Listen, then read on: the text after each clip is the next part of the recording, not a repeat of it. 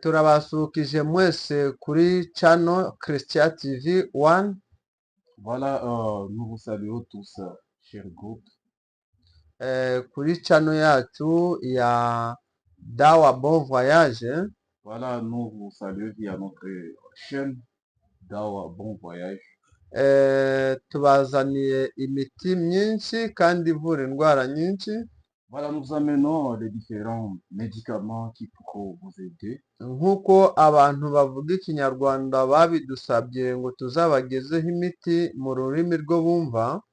Voilà, nous sommes là parce qu'il y a beaucoup vraiment qui nous ont demandé des vidéos très bien. Alors nous sommes vraiment là pour ça. Noneho twabishyize mu bikorwa, tugiye kuganira namwe ku bijyanye n'imiti. Voilà, alors sans problème, nous sommes là, nous voulons vraiment vous expliquer les médicaments dont nous avons. Turavuga imiti y'indwara ebyiri. Voilà, nous allons aujourd'hui parler de deux médicaments très importants. Hari abantu bagendaga mu modoka, bagenda urugendo rurerure bakaruka, bakumva isesemi mu modoka, abo turabahereza umuti. Voilà, il y a des gens, donc, lorsqu'ils font des voyages, ils ont l'habitude de vomir dans les taxis, dans les bus. Nous avons vraiment le plaisir de vous expliquer notre médicament aujourd'hui. Donc nimba ugendaga mu modoka ukaruka, vuga ngo ubisezeyeho kuko ugiye kubona umuti wakuvura neza. Voilà, pour vraiment mettre fin à ces problèmes, aujourd'hui nous sommes venus avec notre médicament qui va vous aider. Hanyuma turahereza umuti abamama nabo bagiraga iseseme mu gihe batwite. Voilà, à part ça, nous avons aussi les médicaments pour les femmes enceintes qui ont vraiment des nausées exagérantes.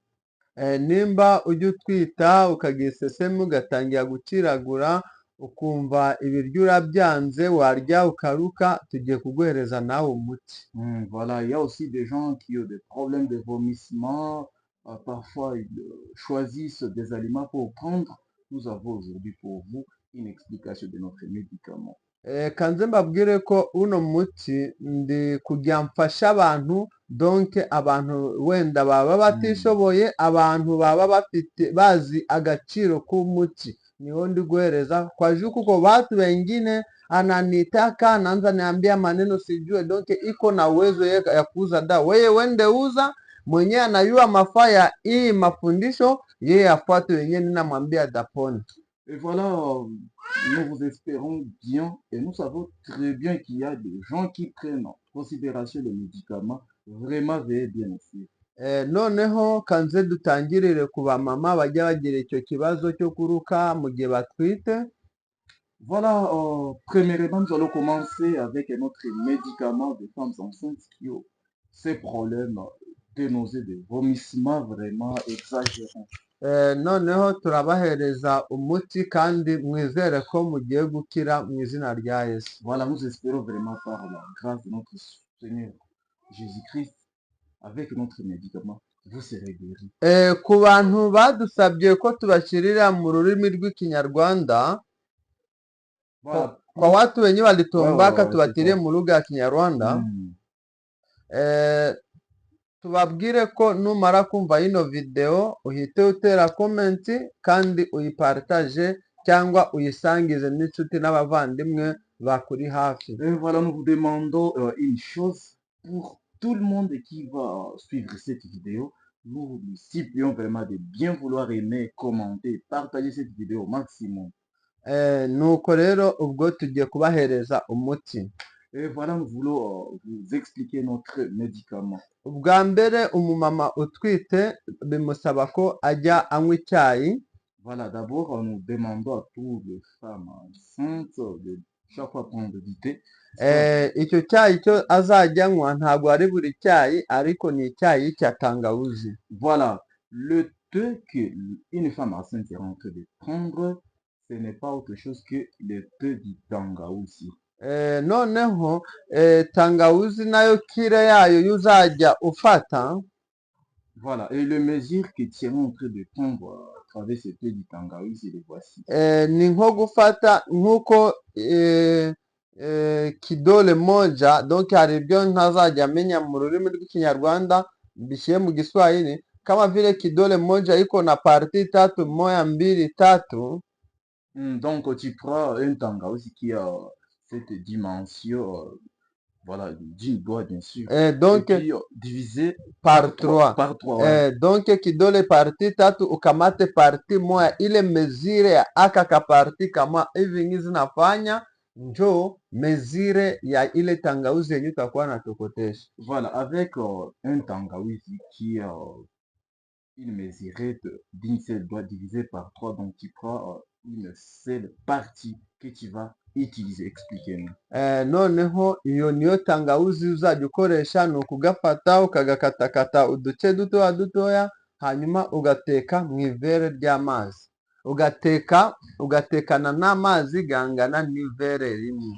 Voilà, donc après avoir pris cette petite partie du tangawizi, tu les découpes en petits morceaux. Et puis, une fois fini de découper en petits morceaux, tu les prépares, donc tu les fais bouillir dans l'eau chaude, hein, avec, donc, apprenant un verre d'eau comme mesurette. Asante sana. Noneho nukura icyo cyayi ku muriro, Voilà. Après, donc, après avoir bouilli, uyungurure neza. Voilà, tu le fais filtrer. Tu le fais filtrer dans un petit tamis. Hanyuma wongeremo ikiyiko kimwe cy'ubuki. Voilà. Après avoir bouilli, après l'avoir filtré très bien, tu prends un cuillerée du miel. Nziyo, hanyuma ujye unywa icyo cyayi mu gitondo na nimugoroba iminsi 10. Voilà. Donc, après avoir fait cette recette, cela est à prendre le matin, mais aussi le soir. Cela pendant 10 jours. Aho ngaho uraba uri gukira. Et voilà, là, tu rentres vraiment de bien guérir. Noneho tugiye ku matunda y'umudamu utwite yakifashisha mu gihe afite icyo kibazo cyo gukiragura, kwanga ibiryo, amatunda go yakifashisha. Voilà, cela ne suffit pas. Il y a aussi des fruits qui pourra toujours aider cette femme pour ces petits problèmes. Kubera ko iyo umudamu atwite, voilà, wakati mama yuko na mimba, voilà, lorsqu'une femme est enceinte, hari amavitamine gagabana n'umwana bikamutera icyo kibazo. Voilà, il y a des vitamines, donc lorsqu'une femme est enceinte, il y a des vitamines qu'elle partage directement avec l'enfant qui est dans le ventre. Niyo mpamvu bimusaba kurya amatunda kenshi. Voilà, c'est là aussi qui lui pousse à avoir l'envie de prendre beaucoup plus de fruits. Noneho itunda ryarakunda kwifashisha mu gihe turi kumuvura ni inanasi. Voilà, les fruits qu'elle sera en train de consommer, c'est ce qu'on appelle l'ananas. Arafata inanasi imwe nziza ayikatemo ibice bitatu. Voilà, après avoir pris ces fruits, ce qu'on appelle l'ananas, il divise ces fruits l'ananas en 3 parties. Noneho narangiza afate igice kimwe akirye. Voilà, après avoir fini à couper cet ananas en 3 parties, elle prend une partie qu'elle va consommer. Hanyuma yongereho anywe n'ibikosi bibiri by'amazi. Voilà, merci beaucoup. Après avoir fini de consommer cette partie, elle prend et y ajoute 2 gobelets. Voilà, 2 verres d'eau, 2 verres d'eau. Kopo. Voilà, donc 2 gobelets normaux, 2 au moins. Noneho nyuma y'amasaha 3, voilà, après 3 heures du temps, afata ikindi gice cy'iyo nanasi, elle va encore prendre la seconde partie de cet ananas. Hanyuma yongere tena anywa amazi ku bikosi bibiri. Voilà, elle va également prendre 2 gobelets d'eau. Hanyuma igisigaye cya gatatu nyuma y'amasaha 3 nacyo kimwe, hanyuma nacyo kirye, hanyuma yongereho amazi ibikosi bibiri.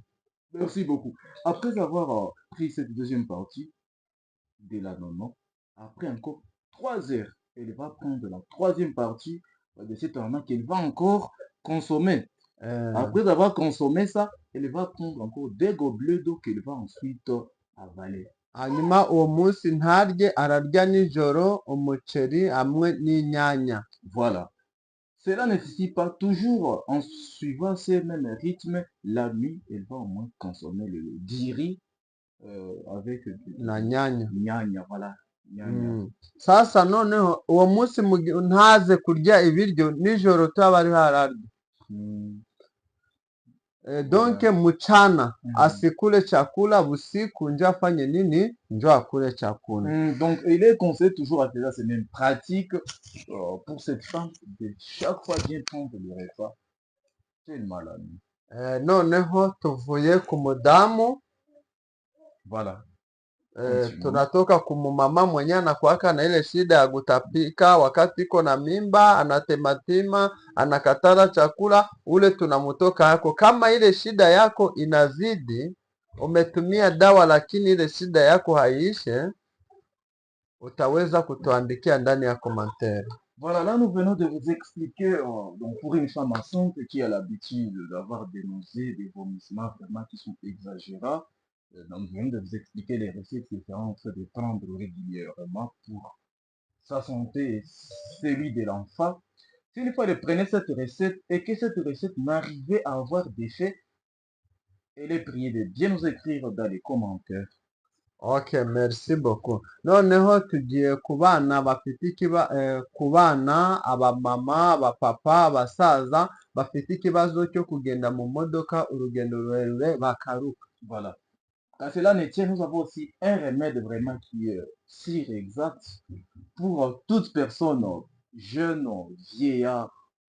Donc, toute personne qui a les problèmes de vomissement partout, donc là qu'il est, dans les taxis, donc partout là qu'il est, nous avons aussi son médicament. Donc hii dawa ni ya watoto, ni ya wakubwa, ni ya batu wote, inawasaidia. Kama unaendaka msafari ambali unatapika, utumikishe hii dawa. Voilà, donc pour ceux-là qui ont l'habitude des voyages, de longs voyages, voici votre médicament. Ni umuti wizewe cyane kandi ni umuti wabona buri hantu hose. Donc à chaque pays wabona mwuyu muti. Voilà, donc c'est un médicament en tout cas qui est efficace, un médicament facile à trouver. Donc wayibona mu bihugu byose. Voilà, merci beaucoup. Donc c'est un médicament que tu vas trouver partout là que tu as vraiment cette possibilité d'en avoir. Kandi wayibona kubusa udatanze na difference. Voilà, merci. Donc c'est un médicament que tu vas trouver facilement sans donner 100 temps. Ok, noneho uwo muti ile dawa na turifashisha amabuye. Voilà, donc nous avons des pierres.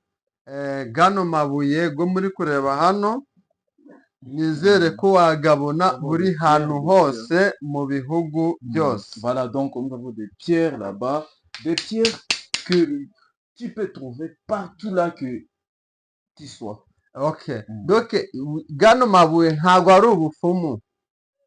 Voilà, donc ce n'est pas de la sorcellerie, soit de la fétiche. Donc ce sont des pierres que tu peux trouver partout, ramasser partout. Donc urafata ibuye, donc gano mabuye hari abambye mbese ibuye ni gute ryatuma umuntu ataruka mu modoka, mbese rirakora ibiki? Kanze mbabwiye ko wizere ko rino buye riragukiza kuruka mu modoka. C'est une pierre que tu peux retrouver partout, mes chers amis.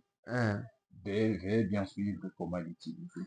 Donc noneho rino amabuye agarigo gose, ntuvuge kubera rina ry'umweru, rino ni umukara, majiwe yoyote unaweza pata, njo dawa yako. Donc peu importe la pierre que tu vas trouver, tu vas toujours l'utiliser. Suivez. Ok, nimba utajya ugira kino kibazo, kama haukwake na hii shida ya kutapika ndani ya gari. Voilà, donc si tu n'as pas ces problèmes ya kutapika ndani ya gari, de vomissement, ouais, continue. Unapasha kutumia mwenzako mwenye anakuwaka na ile shida kusudi hii dawa imsaidie. Donc si tu n'as pas ces problèmes, mais il peut y arriver que tu as un membre de la famille, un ami qui a ces problèmes de vomissement pendant le voyage dans des taxis, tu pourras bien lui partager ce message. Ok, noneho tugiye kureba ukuntu turayakoresha gano mabuye gabe umuti. Voilà, alors si nous voulons bien vous expliquer comment utiliser ces pierres comme médicament. Noneho iyo ugiye kujya mu modoka, mbere yo kujya mu modoka, mbere uyingiye ndani ya gari. Ah voilà, je comprends. Donc avant d'entrer dans le véhicule, urafata urifashisha ibuye rimwe Donc tu prends une pierre, une petite pierre. doke ni akabuye tu gatoya kakwira mu kuboko kwawe. Voilà, donc tu prends une pierre de petite taille qui va très bien tenir dans le main.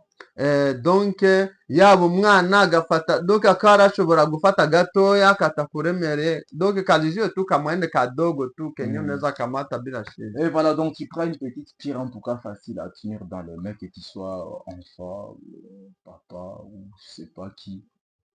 None numara kugafata winjire mu modoka. Donc après l'avoir pris, là tu peux entrer dans le véhicule sans problème. Niwinjira mu modoka nubwo wava muri Congo uri kujya Amerika ku modoka ntabwo uraruka mu modoka. Donc après l'avoir pris, c'est une petite pierre. Là tu peux faire un voyage, même quitter ici jusqu'en Amérique, en Europe, et tu ne vas même pas vomir. Ibi byo ndi kubabwira njyewe narabikoresheje. Voilà, donc ce que nous sommes en train de vous dire, donc c'est ce que nous appliquons, c'est ce que nos membres de la famille appliquent. Donc njyewe narukaga no ku moto nagenda voyage ya kure no ku moto nkumva nenda kuruka. Bon bref, ce que nous sommes en train de vous donner, c'est vrai et ça va vous aider. Noneho mukoreshe guno muti, mukoreshe guno muti, yani mutumikishe hii dawa. Bon voilà, mesdames et messieurs, très chers membres du groupe, utilisez ces médicaments. Icyo kibazo kirashira kandi murakira. Voilà, ce problème va finir et vous serez complètement guéri. Noneho kanze tubabwire yuko channel yacu yitwa Christian TV 1. Voilà, notre chaîne est appelée Christian TV. Tuzajya tubanyurizaho imiti myinshi cyane. Voilà, nous serons en train de vous partager plusieurs médicaments. Abadusabye kubishyira mu rurimi rwo bumva rw'ikinyarwanda twagerageje, Imana ibahe umugisha. Voilà, pour ceux-là qui nous ont sollicité de mettre cette chaîne en kinyarwanda et d'autres langues. En tout cas, nous sommes là pour vous, que Dieu puisse vous bénir. Noneho namwe mupartage ino video muyisangiza abantu bose kugira ngo ibagereho guno muti na mahirwe y'Imana yabahaye. Voilà, merci beaucoup, nous vous en remercions tellement. Veuillez bien partager cette publication, commenter pour toutes vos questions, nous serons là pour vous. Merci. Sawa, Imana ibahe umugisha. Voilà, merci beaucoup.